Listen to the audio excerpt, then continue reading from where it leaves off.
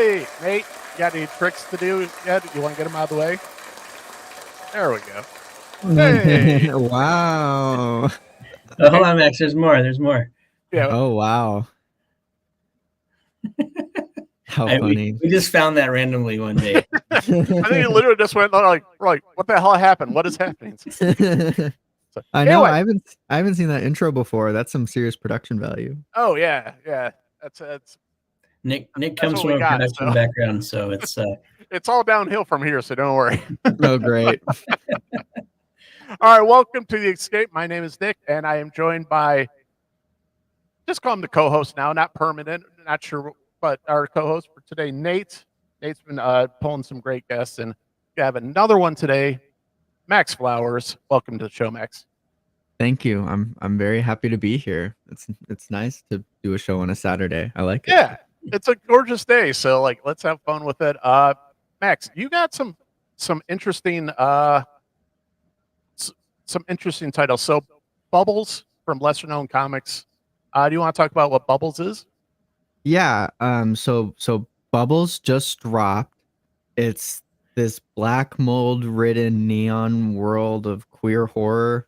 Um, Drawing the line between some like avant-garde horror art house movies and like just a daily life queer drama, talking about a trans guy and his partner getting top surgery and having to stay in a motel room filled with black mold. um and so they have to kind of like try and balance being in a disgusting room that's making them go crazy and their relationship and not go insane. Okay.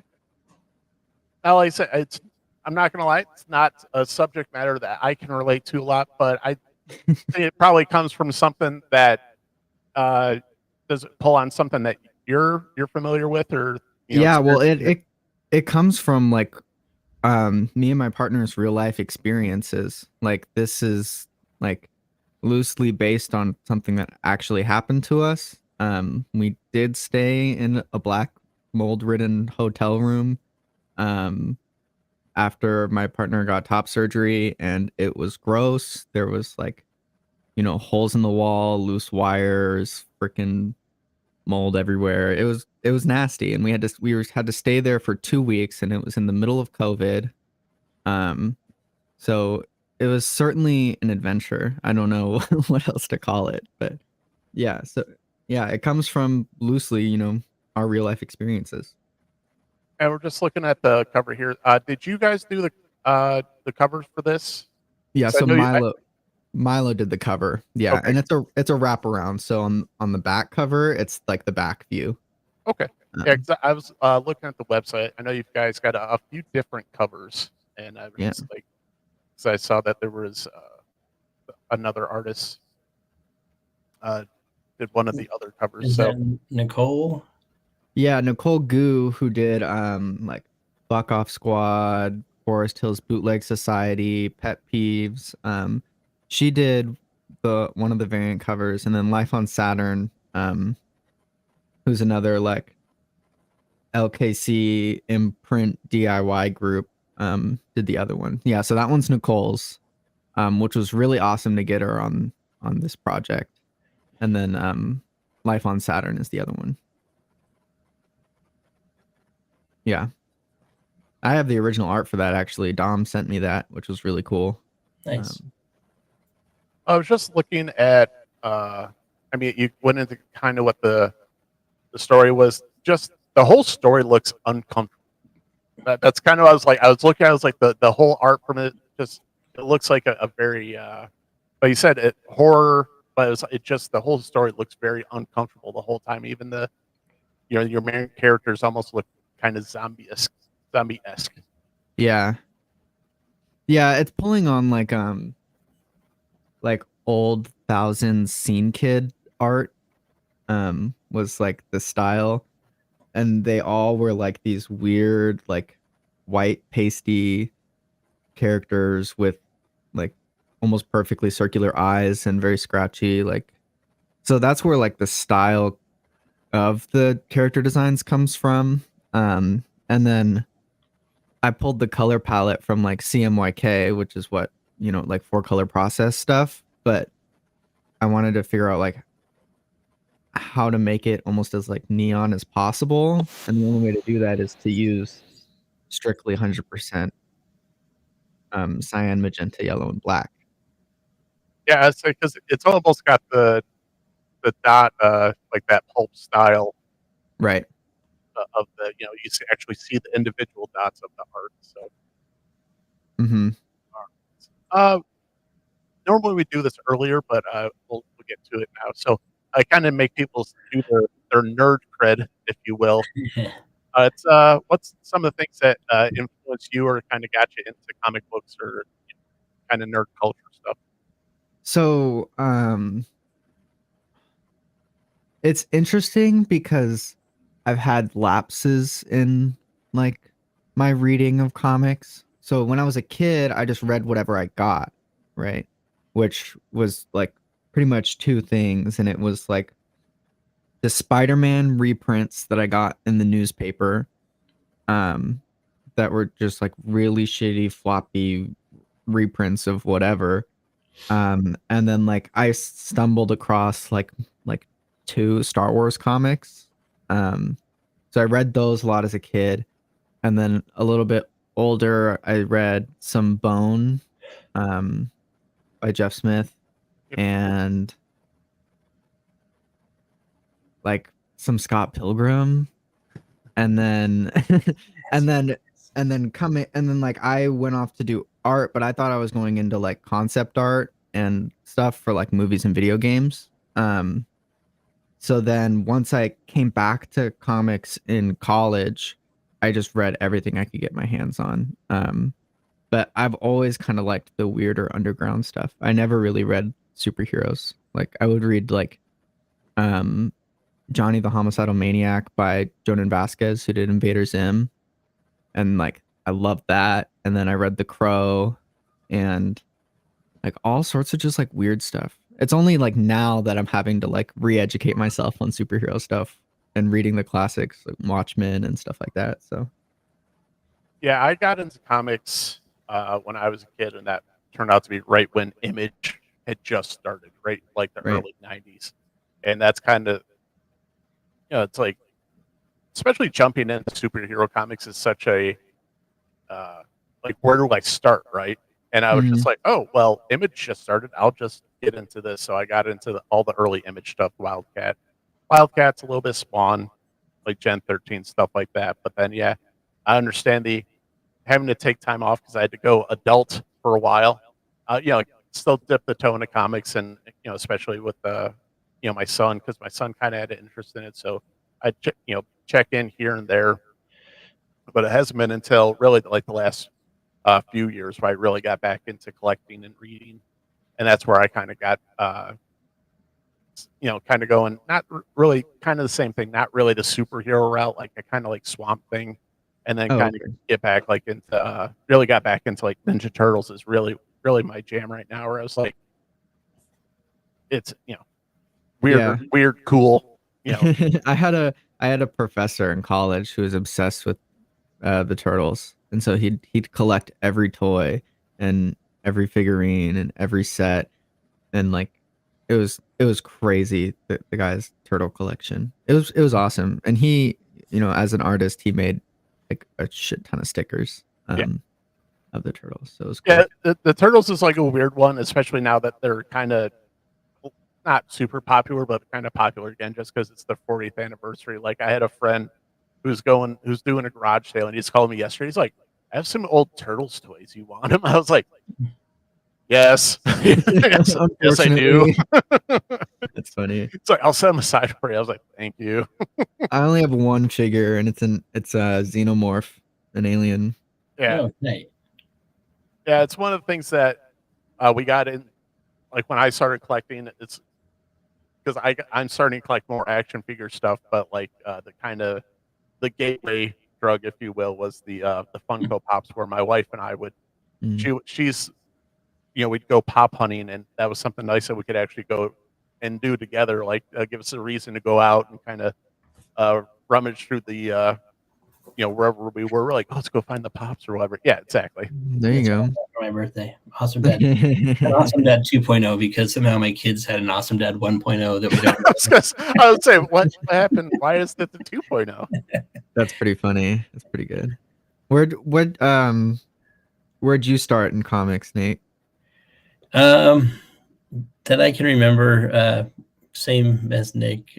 Pitt was my favorite. When I went into boot camp, I actually drew Pitt onto our company banner, which was kind of cool. They let me do that. I've gone in and out of it. I've collected a lot for, I guess, for money. I got like this. I really like this. This is Dale Keown, the guy that did Pitt. But with the help of some friends, Max, I'm reading things like this now, Yep. and learning, and I'm now my tastes are kind of going all over the place. I don't know. It's like if it's like cuisine, it's just like trying new things and seeing what you have a palate for. And I got done reading a series called Gorgon that I really enjoyed in a lot of ways. It's by J Photos, but yeah, I don't really remember being too partial to anything. When I was reading when I was younger, we would sit around and smoke and just read comics. So it was fantastic. Yeah. By the way, that book is Mary Tyler Moorhawk by Dave Baker. It's just a great book that's like a formal, I don't even know what to call it, but it's like a sci-fi adventure pulp story mixed with like fake futurist magazine articles. And the entire thing is like one big formalist experiment on like how comics work. Really great book. But like, yeah, it's weird because like I feel like superhero comics, right? Or it's just like American fast food, you know? That's what it feels like to me, at least. It's just like they pump those out and it's just like a quick read and you're satisfied, but to like what degree, right? Versus versus like Dave Baker's book, that one, I'd call that like a 3-course meal from an artisan food truck. You know, I haven't finished it yet. It's been a couple months, and I'm like little by little working through it. it's a hard book to read. It's like really dense. It's a good read though. Yeah. Yeah, I know what you're saying. Anytime you see like a new superhero coming out, you're like, okay, I see the elements. Okay, you can fly like Superman. Okay, you've got this superpower like such and such. Yeah, like I said, it's trying to find something original, or just even unique. Even everybody's like, oh, the new Spider-Man book. I was like, which one? There's yeah, like 5. yeah. There's like 6 Superman titles. There's, all these titles. Like that's where I understand if you get lost because you're like, oh, good, burgers again. And yeah, I'm very much the same way. Where it's like, dude, give me something different. Give me something just a little unique. Like I don't need the same thing over and over and over. I mean, eventually you're just gonna either end up hating the genre, or some people are just like, hey, that like I'm okay with it, but just me personally, I was like, yeah, I'd like a little something different here and there. Yeah, or go back and read the old stuff. Like that's basically what I'm doing because I kind of just in the last few months like kind of made it like, oh, I want to get like the first 10 issues of the Turtles, right? But I can also go back and pick up the omnibuses and actually read all the way through because I didn't actually read the comics when I was a kid. I was like all about the cartoon and all that. But now that's like the thing that actually got me back was the last Ronin run, which I just like, holy crap, like that was like, holy crap, that was so good. Like I genuinely like shed a couple tears at the end of that run. Who did that book? I know everybody like talks about it and I haven't read it yet, like an idiot. But who made the book? Like that's Kevin Eastman and Peter Laird. That's a story that they've had just kind of kicking around for 30 years. Wow. And they finally did, and I just was like, oh geez, like it was really good. Did they do the art too? I think Eastman there's a few sections in there where they kind of have like flashbacks, Mm. and that's one of the. And it's funny you say that because like I said, when I got into comics, like if it wasn't Jim Lee or J. Scott Campbell, like it was crap. And then like I get older, I was like, I collect so much Kevin Eastman stuff now. Like I just picked up from Whatnot, like he did a Wolverine cover. I don't know why, like it's just such a distinct style, and but it's beautiful in its own way. And it's like I love like his style, and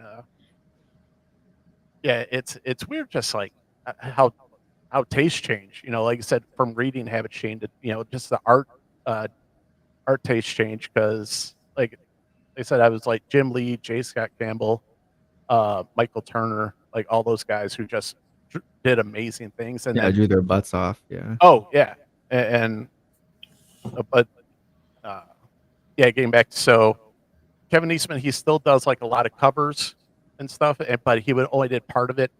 I think there was a handful of artists who did the interiors, but the golly, there's so many covers, like it's ridiculous. Yeah. Like literally for issue one, I think there's like 32 different variants. Jeez. But one of the main guys was Ben Bishop. You know, and he's a younger guy, and Yeah, yeah, they do some big runs for some of that stuff. yeah. Well, it was only, I think it's 5 issues, but it was just between. But it was such a hit, so they did, the books, and then there's so many different variants. Then there's the hardcovers.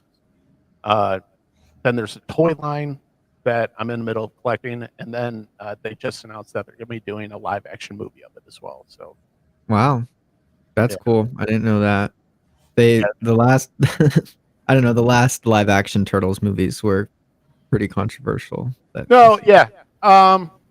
The second was better than the first one, in my personal opinion. It's funny. Really? Okay. Yeah. Once again, like kind of what we were talking about before, like don't mess with the source material too much. Like don't stray too far. Like if it's a good story, don't mess with it. Yeah, Uh, I feel that. and especially when when you're doing it for quote unquote turtle fans, they expect a certain thing, and when you give them something else, they're like, not what I ordered, sir. Thank you. Yeah. Yeah, I feel weird about movie translations, especially from comics, you know? Like cuz I feel that it pushed the industry in a weird direction where everything is about getting a movie deal now when really it should probably be about making the best comic book you can, you know? Like like comic books are just as valid of an amazing medium as film is. We wouldn't have film without sequential storytelling. Absolutely. Absolutely. And that's the big thing is, uh however you feel about Disney and Marvel and all that, where it seems like, the first few phases of the MCU, I think were pretty solid, mostly stuck to the source material. Then you get into other ones and you're like, it seems like you guys are just checking boxes and not concerned about storytelling. Maybe that's just me. And I think it shows in the results where you can see a dramatic fall off in ticket sales where you're like, oh, we're not into storytelling, we're just into whatever we're doing, but it's not sticking. It's not about telling the comic book stories. Right. Well, truthfully, I think that it's just hard to translate from comics to film. Like if you want to do a strict adaptation, it's not that hard because comic panels basically function as storyboards, right? Yep. But I think there's special things that comics can do that film cannot. You know? Correct. And I think one of the biggest one is the inner monologue aspect of it. And like I think you mentioned earlier, I think one of the best comic book movies out there is Scott Pilgrim. It's one of my favorites, like hands down. Yeah, absolutely. But I think the absolute best was Sin City, and I think that was mainly due to Frank Miller being there like the entire time with Robert Rodriguez. Like no, I'm not going anywhere. This is my baby. Yeah. It's been a while since I watched Sin City, but I liked that it kept that black and white noir approach to the film because they didn't have to do that. Nope. They ensured that it stayed, visually as striking as the book, which was cool. Absolutely. Yeah, and I think I'm just a little bit older than you. I was watching when that came out. Like I watched the DVDs, like behind the scenes, like when there was physical media. Like I watched all those special features and everything.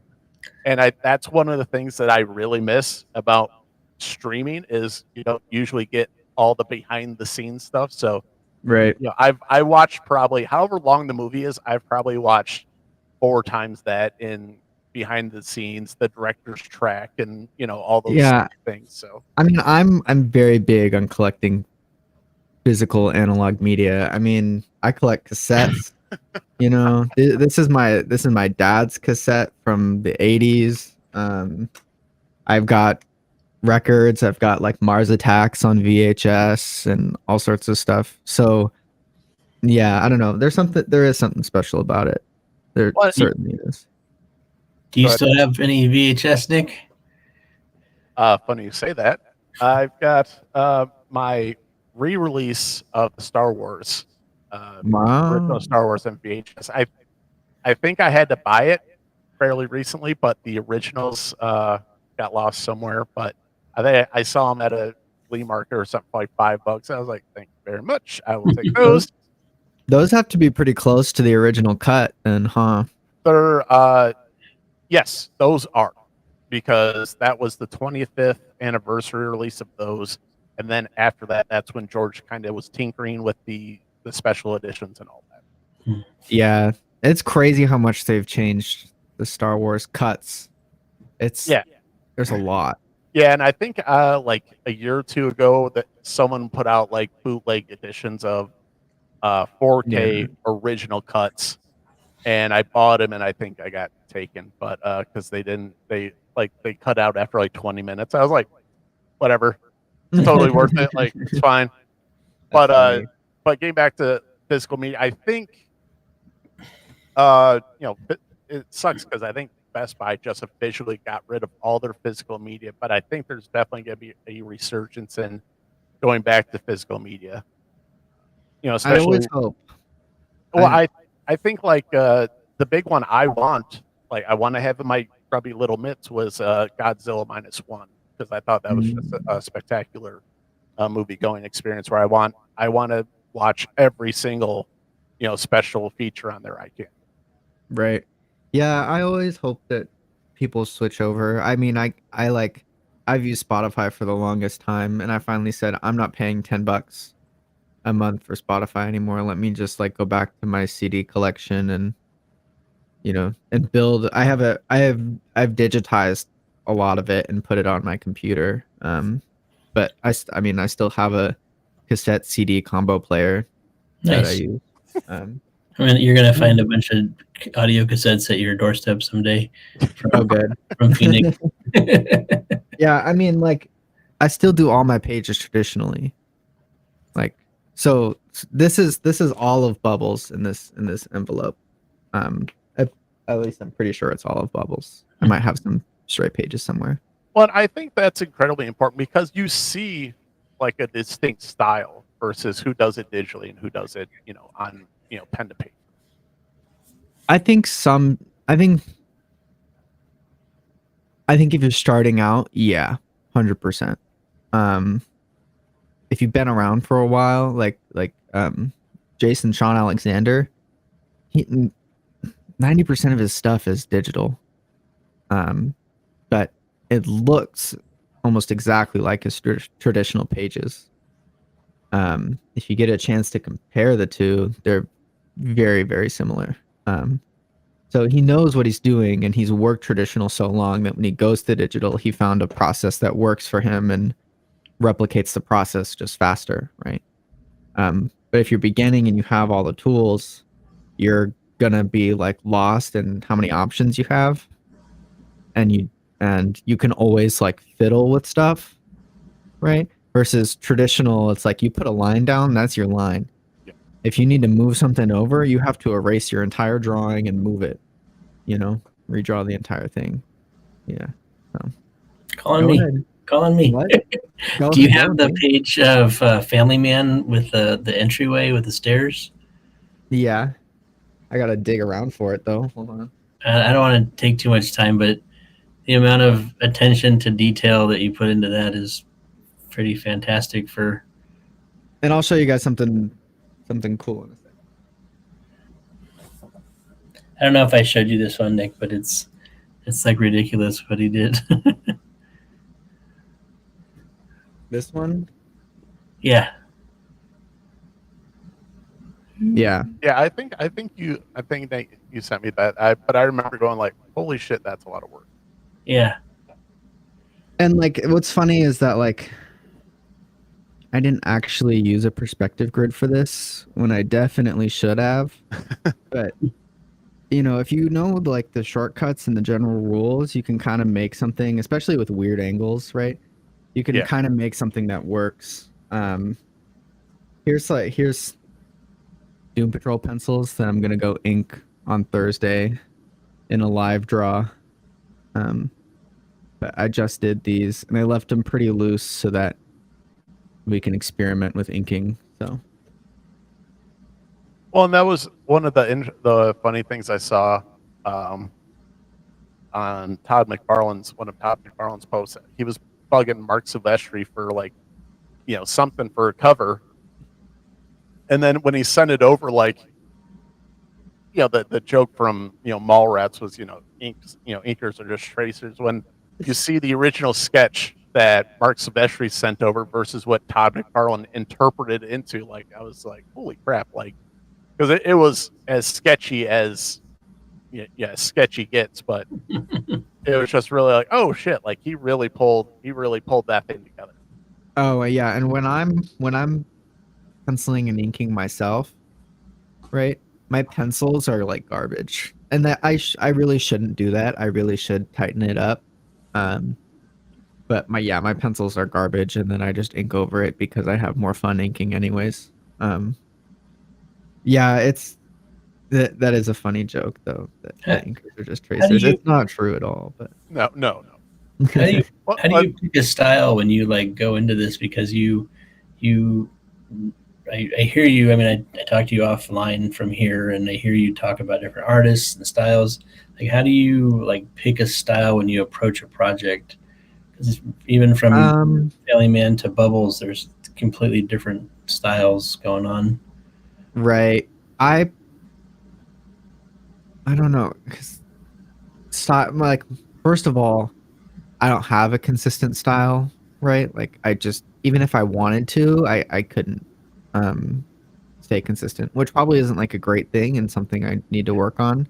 But when I'm doing a project, it calls for like certain things, and it's like something that you learn in art school is like nobody wants to hire you for your style, they want to know that you're able to draw their style. And that's how it works in like film and animation, is you just have to learn how to ape people's style really, really fast. But like when I'm doing like a punk book, right?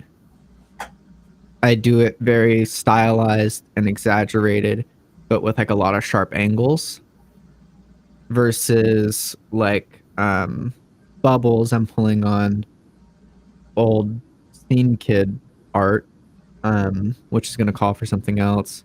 Family Man calls on like 70s cartoons, so it goes towards like a campy cartoon direction.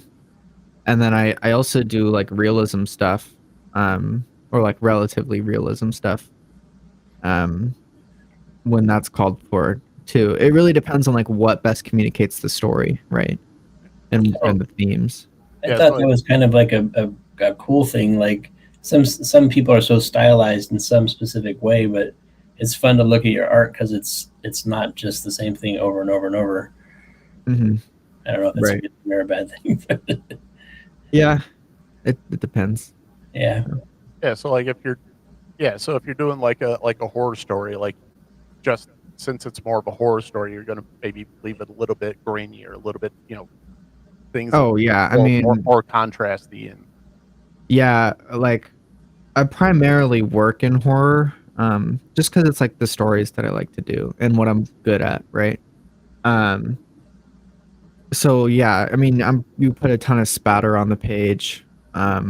You put a lot of black. Like I think that if you're doing horror right, I think the page should be like 70% black, right? Yeah. Um, so I don't know. You learn how to effectively communicate emotions through a visual library, or I don't know. It's I would like to get more consistent because pages start like looking different in one book. But that just comes with time and drawing, and the more you put down, the better you get. So Yes, and I think it was just early today. I was, watching some artist who was, can't remember who the artist was, but it was a really well-known artist where, because I have been kind of getting back into art myself, and I'm trying to get through like working on paintings, and I'm trying to like do a painting. I was like, I've repainted this thing 4 different ways, but I just can't find something that I like, and then finding other artists who are like, they're still not always confident necessarily in, like you said, going in one direction. You decide to shift in another. Is that something you find yourself doing sometimes? oh yeah, like I'll be doing a page and I'm like, this is what I'm doing, and then I'll like halfway through I'm like, this is garbage, and I have to change it. Um, and like it all depends on your mood too. Like it can depend on what music you're listening to. Like if I sat down and did the same thing, like the same like actual drawing 4 different times, a week apart, I would end up with 4 very different results. Um, just because it depends on how you're feeling and what you're doing. You're like, oh, I gotta rush to the store to go do this. Let me finish this up real quick. It's gonna be a lot different than like, oh, I'm just hanging out and I'm really absorbed in this page. You're gonna get very different results. I say And it's I've been funny. trying to get back into painting too, because I want to do some painted pages for Yeah, a book that I'm working on. Um, but that's a whole nother beast. Painting is insane. it's it, it's got its plus and minuses. There are certain things you can get done quicker, because I just feel kind of like an acrylic. So things that I can do faster and things I can do different than obviously just pen and paper, just drawing. So there's certain aspects. Other times it's just like it's almost too much that you can do. I was like, oh boy. But you brought up music. Is there a type of music that you do like to listen to? Because I I found a genre of music that I do not really care for all the time, but when it comes to like painting, I will put that on because it kind of keeps me like neutral. Like it kind of keeps me where I don't go too hard, That's in one funny. particular direction. Yeah, it it changes for with like no rhyme or reason. Lately it's been a lot of like old I'll I'll go on YouTube and find old live sets of whatever band. I've been listening to a lot of like MTV Unplugged stuff. So it's like 90s era grunge acoustic. But It's like it good stuff, man. changes. Sometimes I'm listening to like radical trans femme black metal. Sometimes I'm listening to like the gayest EDM you've ever heard. Like sometimes it's like Southern Orange County punk scene stuff. It changes. I don't know why, but it does, and I can draw to pretty much all of it. I'll I'll tell you the one that I found keeps me like I said, because I don't, 'cause I don't try and go hard one way or the other. Old cowboy music. I do not know Mm, why, but it keeps me like mentally in a place where I can just kind of like, okay, I can just kind of flow in it. Never cared for country a day in my life. I think I that's was like funny. looking into like wanted to maybe listen to like a little Johnny Cash, and then I have YouTube Music, so it took me down a path, and I'm just like, this is great. I don't care what anybody says. I don't know where I heard it, but I've been putting on video game music. Oh, Um, that's good. yeah, Yeah. because there's like a progression to it, and no words. So like when I write, I put on something. They actually have playlists of it. Yeah, Dungeon Synth is the same way. You feel Okay. like you're just in like Lord of the Rings all the time. It's pretty dope. Yeah. I mean, like, I'm a weirdo. Like, I like the fringes of everything from comics to film to music. So like, if you want to go real fringes, it's like extreme harsh noise, which is playing with like feedback loops of like pedals and stuff. But it sounds like terrible, right? It sounds like just like chaotic white noise. But I don't know. The longer you listen to it, the more you like find it interesting or like find rhythms and chaos. It's very strange. But I wouldn't recommend listening to it. I don't think I can do it. I don't think I can do it. Yeah. While you're just driving down the road with the windows down, you're not blaring that out the window. Oh, I have. When I was road tripping from Arizona to California, 100%. I listened. It was like, I'm trying to remember how long it was. Like a 3-hour harsh noise album, and that's what I listened to. And I was like, well, I'm stuck here, so like, let me at least like try something new and see what happens. Like and I liked it. To be an astronaut or something. Yeah, it was weird. Yeah, it was weird. I don't know. You know what's weird though is, okay, so like Arizona and California, which is like the two places that I've lived before. It's mainland US. There's a lot of stuff around. Living now in Alaska, there's nothing, right? And so there's one, and like, so obviously there's no comic book stores.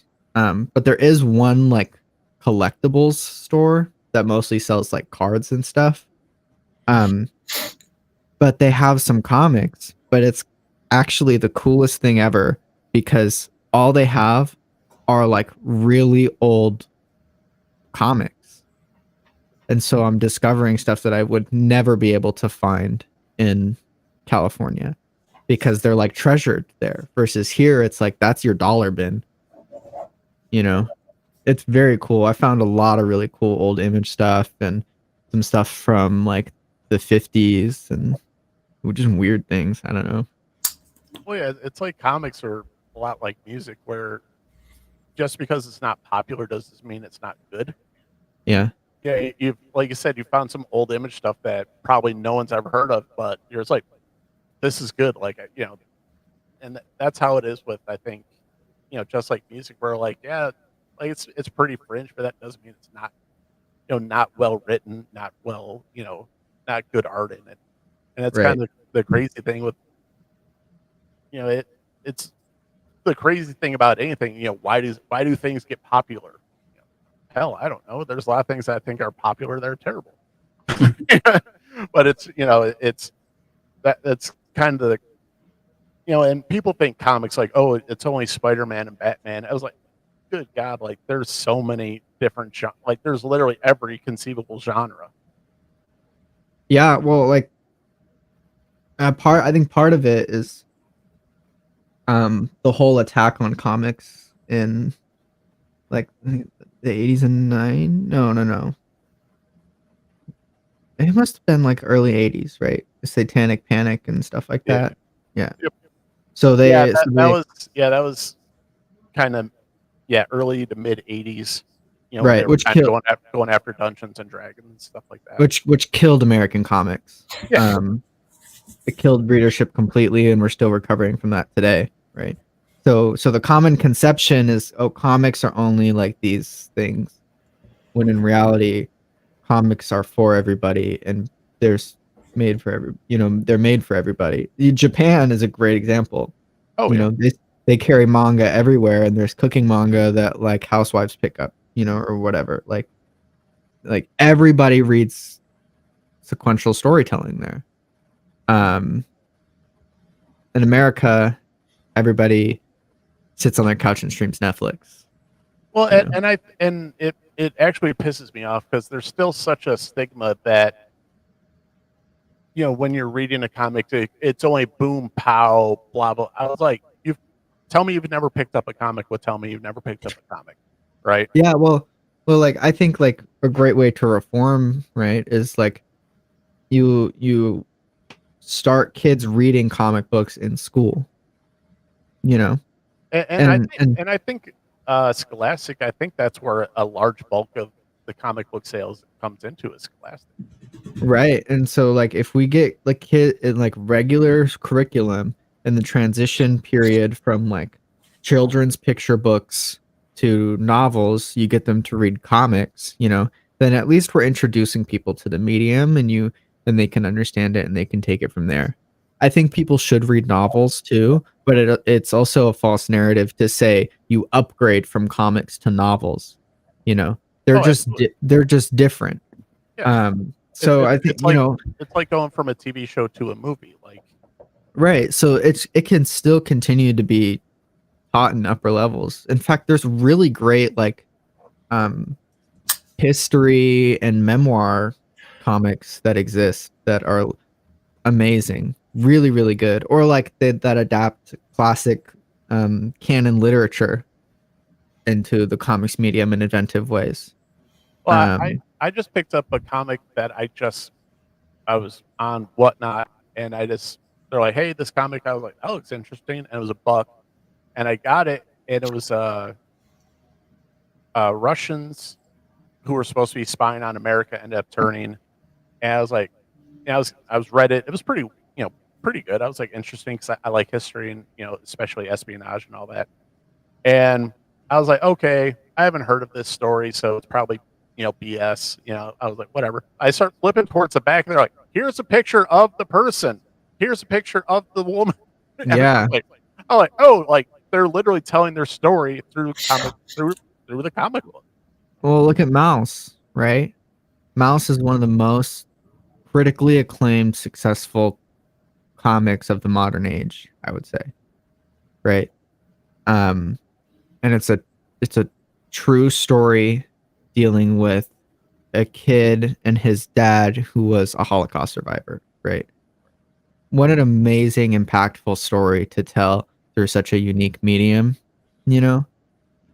Why isn't that being taught and shared with in educational circles? I don't know, you know?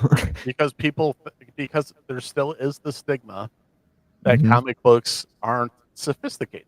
Like they're an unsophisticated, storytelling. Where I was like, once again, go pick up a damn comic book, and actually give it a shot. You know, is get frustrated because I picked up so much vocabulary from comic books, from sci-fi comic books. Learning words in there where I was like, the hell is this? They're not teaching me this in school. Like, what is this word? I have to actually, go and look it up and see, oh, that's a crazy technology thing. And I know comics are expensive, so freaking go to your library. You know what I mean? Like, there are ways to read this stuff without dropping hundreds of dollars on, what collectors, whatever. Like, I go to my library every couple of weeks and scour their comics section and take whatever I can read, and expose myself to different stuff. Well, and like you said, you go into just about any comic book store, they got dollar bins. Yep. 50-cent bins, dollar bins. Like you said, go to the old stuff. If you like that comic book, wait a couple months, it'll probably be on a dollar bin. So my 9-year-old he was reading comics before bed, and now he started reading he'll read a comic, and then he's reading Land of Stories right now.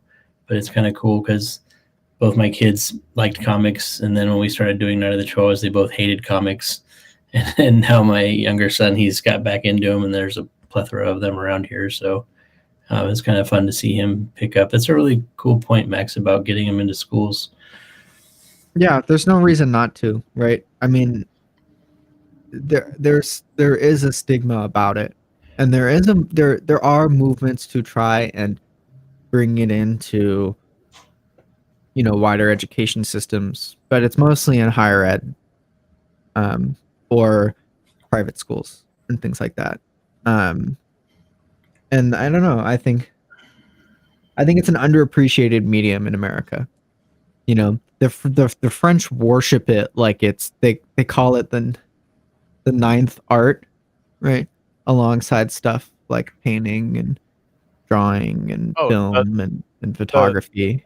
yeah, the comic industry in France is ridiculous. Like the Yeah. people that some of the YouTubers I know, they went over to France. It's like, dude, they got it on every corner. Like they're selling it on the street. Like, yeah, it's not looked down upon at all. It is, like you said, it's considered one of the major art forms. Yeah, well, it was really pushed there, you know. Where's the American that really pushed the form? Sitting on the show right now. We'll see. You know, I'm just a 23-year-old kid. I love the medium and I want to do everything I can for it, obviously, you know. But at the same time, I got a long way to go before I'm anywhere near that. I think there are Americans that have done great things for the medium. And there's two ways about it, right? I think Todd McFarlane has done a lot for the medium, maybe not necessarily in like a skill craft level, right?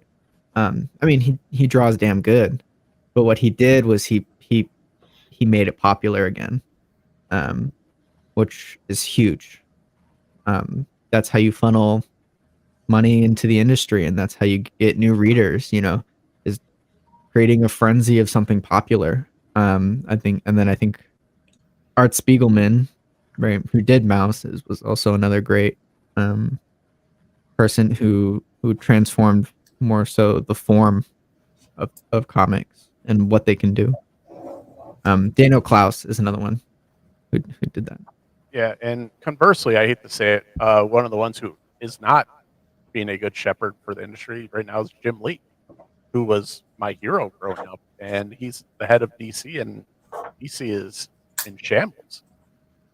Yeah, and it seems, I'm not going to speak for the guy, but it seems like he's strictly a figurehead, and he's just collecting paychecks at this point because he's not doing anything to help the comic industry right now. yeah, it's interesting, and I guess you never know what they're doing behind the scenes and how much of it is because of like bureaucratic red tape, Right. you know. So maybe he wants to do more, but he just can't, you know, or maybe he really doesn't want to do more. I don't know. I think that there's a lot more that all publishers could be doing for the medium. There's always more you can do to grow your community, right? Absolutely. And there's so many amazing people in the industry that really do care and will sit down and spend the time with you to review your work for free and give you advice and spend time to help you because they want to see the industry grow. Yeah, You and know? because I think it was, I forget who was it. I think when we had Brandon on, we were talking about that because someone was messaging in like David Finch, is still one of the few guys you can take your portfolio up to him and he'll go over with you and he'll critique it for you. Hey, you're good at, you're good here. Work on this. Work on this. And back in the '90s, I would get upset while waiting in line. I didn't want to get behind one of the guys with the portfolios because I wanted, I wanted my time, but that's not a thing anymore. That doesn't happen because you're going to spend, X amount, you're going to get your signature and then you move on. But, the guy sitting down to really sit down and critique, I don't think that's so much a thing anymore. Yeah. Well, we would love to do that as LKC. We were talking about it, get a big booth at some con, right? And get a big exhibitor booth and just be like, if you've got stuff, we'll look at it and we'll look at it for free and spend time looking at your stuff. And we got a row of 10 of us ready to help support the industry, help people get their start, help people do whatever. And like, how amazing would that be? Because it's unheard of, they're charging who knows how much for private portfolio reviews behind closed doors at these cons. And I don't know to what effect that does, Let's go do it in front of people. Let's go do it on the floor. Let's do it for free. Spend time talking to people, make connections. You know, that's how you're going to get young kids like me to be interested. Like I see there's like this strange pity party almost. Like I hate to say that, but like they're like, "Oh, what hope is there for a young kid trying to start in this career?" And I think that there's a lot. It don't get me wrong, it's hard. It's a struggle every day. I'm chasing down opportunities every day. I'm working my butt off, right? But that doesn't mean that it's impossible. And that doesn't mean that you shouldn't try and be like, "Oh, it's so hard to get into the industry. I just shouldn't do it." Yeah, and that's a hell of a statement, because I think not just industry wide. I don't know if I've seen a generation that feels so, disillusioned right out of the gate. Usually that takes time to get disillusioned, but it seems like this uh, your guys' generation seems like so disillusioned out of the gate. It's like, why even try? It's like, well, you can't not try. you know, I don't I don't know. I think and it's not taking shots. It's just personal, like from the outside looking in, where you see so many people who are just like, yeah, like why even try? Be like, you got to try something. You have to at least try. right. I think that there is certainly a level of disillusionment among my generation. Do I think that it is like falsely like motivated or like a negative thing? No, like we're just like seeing things for what they are, which I think is appropriate. And then I think that there's a lot of people out there. I don't think it's a generational thing. I think there's a lot of people that don't think that they can try to do what they want to do, for whatever reason is stopping them. That's the same thing with like older folks. They're like, "Oh, I can't get into art. It's too late for me to learn." And I'm like, absolutely not. Yeah, You that's just have sort of to, right, crap. So right. And so I don't know. I think that we should just do what we want to do and put everything into it. yeah, I'm sure Nate was probably like, yeah, it's probably too late for me to start a comic. Or goes, no, screw it, whatever. It's a midlife crisis for me. And by Exactly. bed, let's make comic books. That'll be great. I have a great idea. I'm middle aged. Let's just dump into an industry where you have hashtags like "comics broke me." That's fine. It's all part Yeah. of my memoir. Yeah, Yeah, and I really don't like, I don't know. Everybody knows it's a hard industry, right? yeah. So It- so to- it's the arts. Like anytime you're going into the arts, like it's gonna be a grind. we saw a very visceral version of it in film not too long ago, you know what I mean? Like the arts are just a hard industry, period. So to spread around this thing of like comics broke my heart, what that's doing is it's like perpetuating like a negative media funnel, that gets everybody whipped up into a tornado. When in reality, like, yeah, comics is hard, and like sometimes you just want to like quit. But if you really love comics, you're never gonna do that. And if you really love comics, you're gonna realize that there are so many great things that comics are doing now. We are in a much better position now than we probably have ever been in America for comics. But I would 100% agree. Just because I think everybody sees, at least if you're been around comics long enough, you're seeing the big two kind of flounder and flail. But there's still such an appetite for comics, where you have lesser known comics and so many indie, just so many people who independently go, I'll make my own shit. Yeah, and I mean it's not even like, I think that we're struggling with readership right now. Just in general, like I think that that's always going to be an issue, and there's always an effort to grow that in America. But like the big two are still certainly doing a lot for comics. Absolutely. And then like we're just trying to carry the torch and let people know like you can do this too. It's like Silver Sprocket does a great job with putting out new titles and helping out queer and diverse creators in their community. They're probably a pretty central fixture in the San Francisco comic scene, and they're doing amazing things. It's and just the accessibility of being able to reach out to somebody, to get into comics, to enter an anthology, to do whatever, to make your own thing and put it on Webtoon. I have my own opinions about everything, obviously, but it doesn't. The fact of the matter is, there are more ways to get into comics than ever before. Absolutely. So you should take advantage of that and do the damn thing instead of sitting around. I think half the problem is that people don't want to sit down and do it. It's a lot of work to dedicate 8 hours a day to a page. And even then, like a page a day is not necessarily achievable, like depending on the quality that you're wanting to go for, you know? It's kind of like a fool's errand or whatever. But like, I don't know. I think That's like you see so many, the well-established people. They're basically just cover artists at this point. They don't want to do the they don't want to do the internal panels and all that.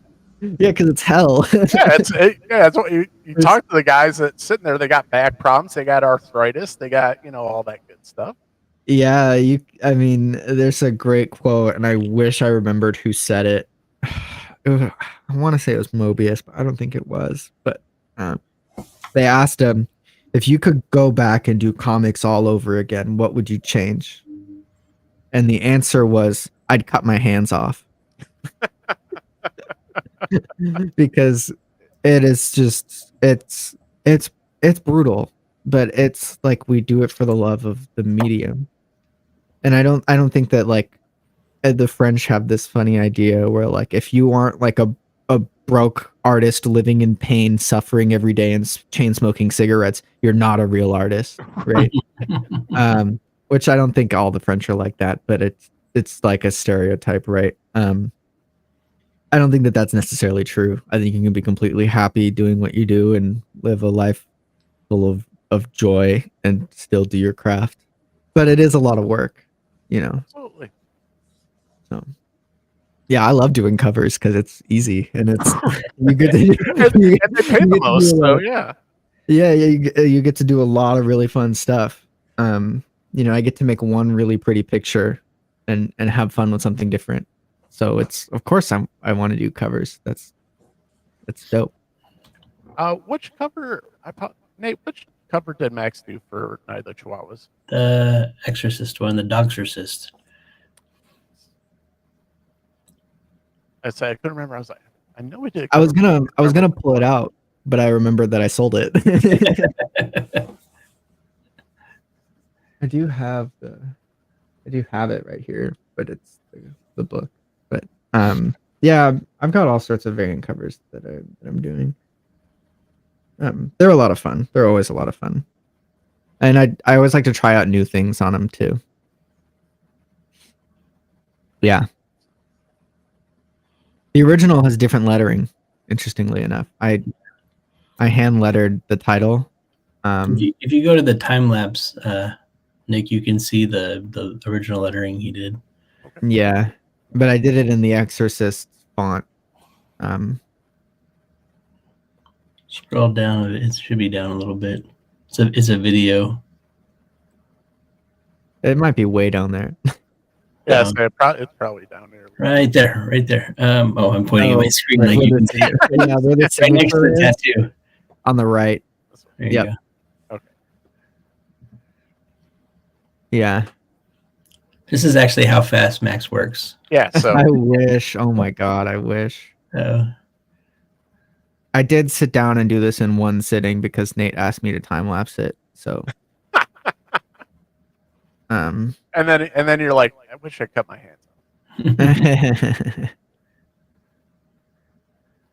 It was fun. I played around with stuff on this one. Is this just black and white ink or ink and Yeah. Yep. It's just it's there's white medium too. Right. It's I don't have any white acrylic paint because I moved. I just haven't had the chance to get any yet. So that was gesso Yeah. and Okay. white out. Yep. And that gets the job done. So Yep. Yeah.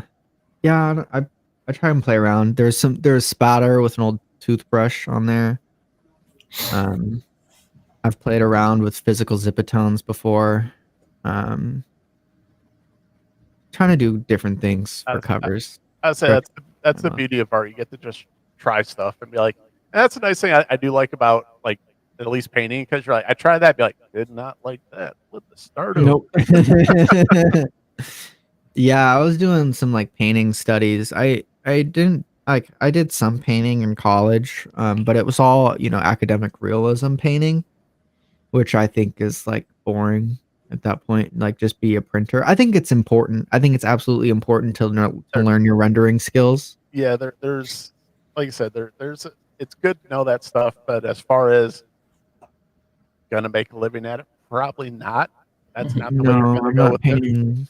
I'm not painting bowls of fruit and bottles of olive oil for comic book covers. That's right. That's the next None of the Chihuahuas card. Yeah, it's like, like little did you know. A Homage. chihuahua in a bottle.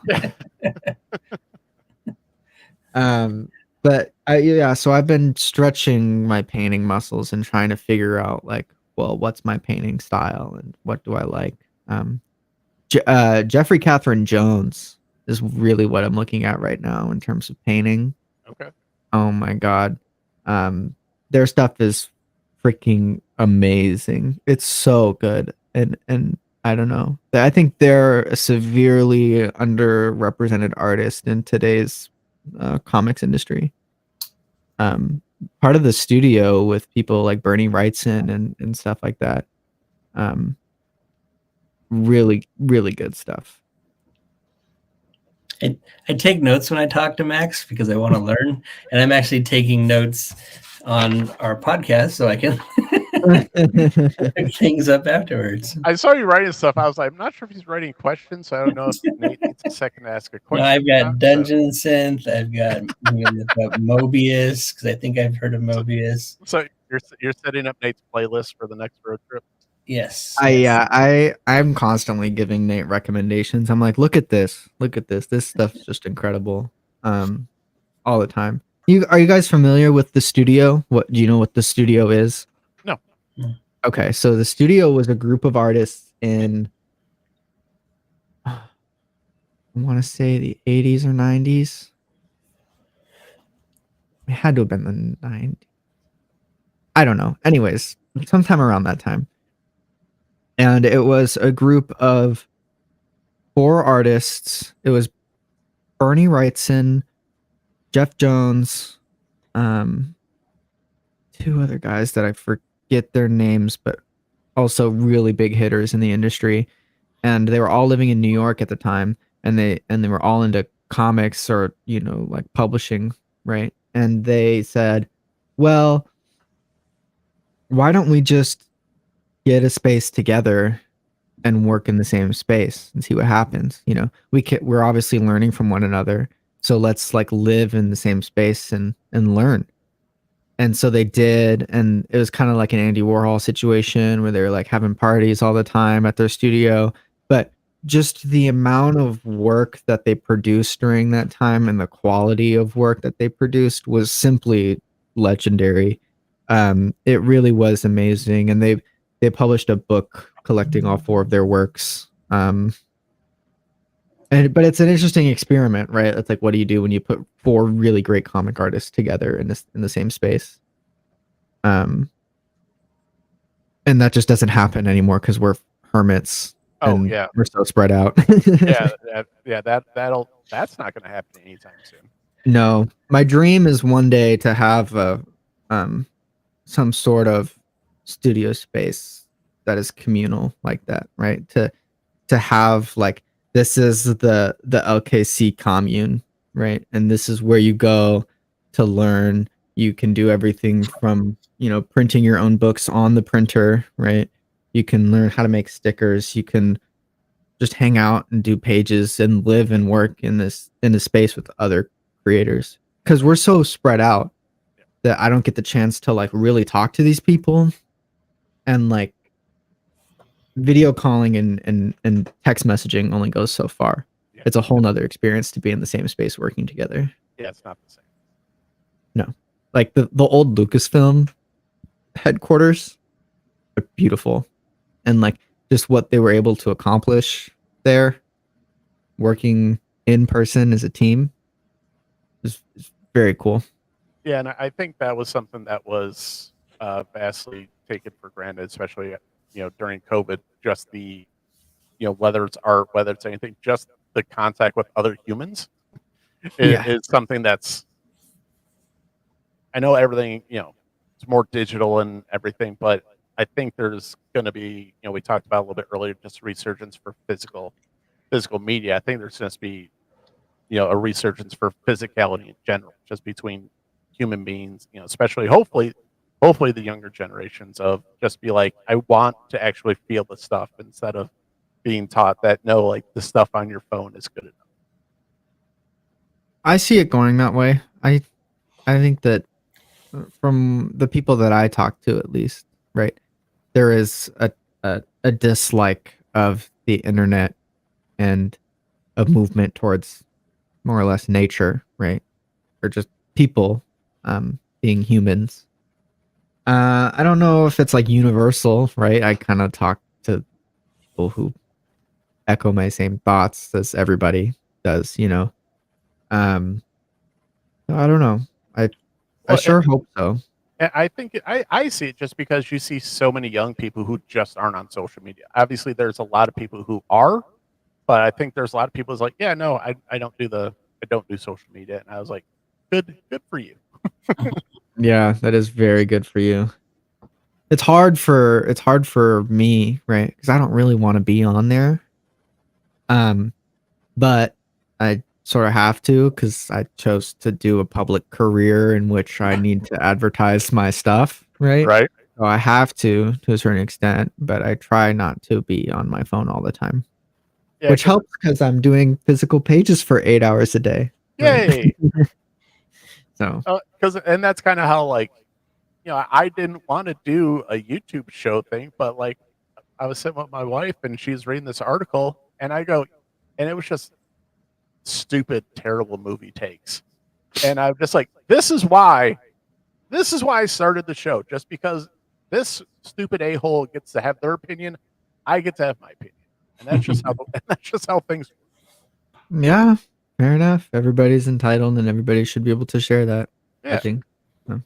So, but I think we've held you up for long enough, Max. It's been a fantastic talk. Nate, yes, Nate, you in the corner. Plug bubbles. Nate, Yeah. Nate, I'm getting there. I'm a professional. I was segueing. I'm using. I thought he was too. I was like, he's got it. All right. So, Bubbles, where Right. can we get Bubbles, sir? You can get Bubbles at lesserknowncomics.com. You can get standard cover for $8 right now, which is on sale from 10. You can also get the process zine, which details more about what went into making the book, and some original scans and extra photos and stuff like that. There's 2 variant covers, one from Nicole Gu, one from Life on Saturn. You can get the trash can bundles, which are you get 6 issues for $20, and that's a preview catalog that I edit. Or if you really want to just get something special and a collector's item, you can get an original page that was hand drawn by me and hand lettered as well. So yeah, go check it out, lesserknowncomics.com. And yeah, we appreciate every order. We hand pack them here and gonna send them out soon. So. And so this is up at Lesser Known Comics right now. What's next for you? Do you have anything that you're working on, or maybe something? Yeah, what's next is pretty much going to be Family Man with Nate, which we're still working on. I don't know when that's going to be out, but it is being drawn right now. And then I've also got a ton of different stuff. I've got like you can go check out Outer Space right now on Kickstarter. I have a variant cover for that. It's a sci-fi stoner book. Gonna have a variant cover for Death Wish with Mark Bernal. I've got past workout anthologies like Outcome the Comics, Cybersync, and I've got a lot of plans in the future.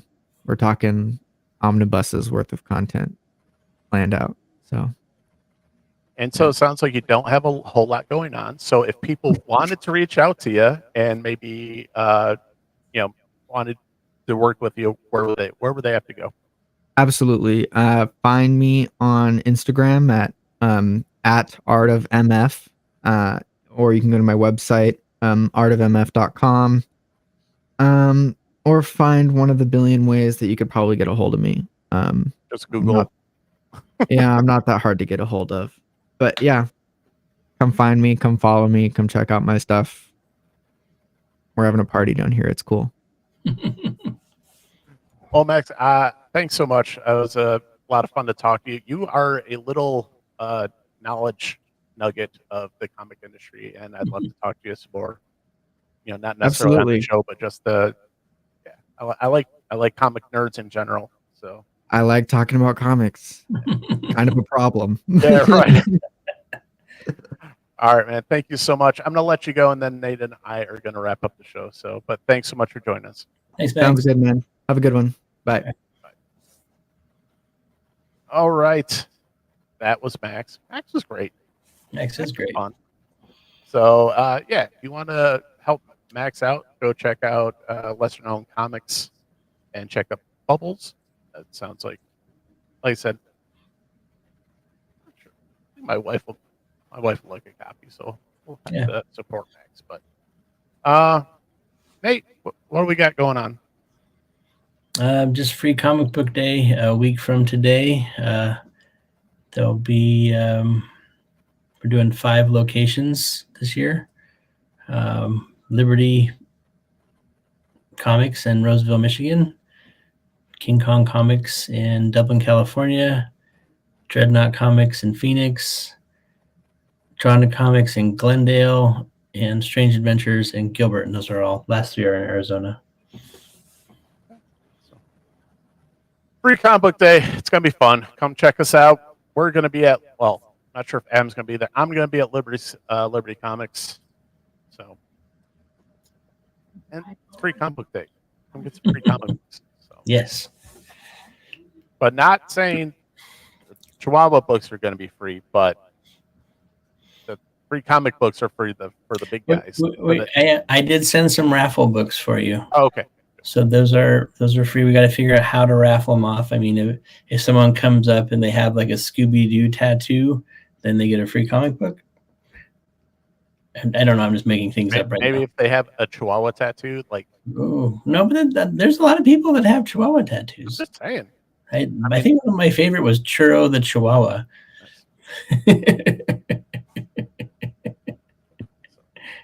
All right, Nate. Anything else, sir? Nope. All right. Well, thanks so much for getting us another great guest. It was a lot of fun. If you want to see what we're going to be talking about, usually on the show, you can check us out on Facebook or Instagram. If you have not yet subscribed to the YouTube channel, it does help the channel a lot. We are on all the major podcast platforms: Spotify, Apple Podcasts, Audible, and Google Podcasts. And I still got to update. I got to change the graphic. I'm going to put the logos over on this side, on the right side. That way, we're not blocking anybody's lower third. So, yeah. But we're also on X as well. So if you want to check out just basically whatever we feel like posting, that's where we'll be. So, all right, Nate, thank you so much, and we'll talk to you later. All right. Good night, America.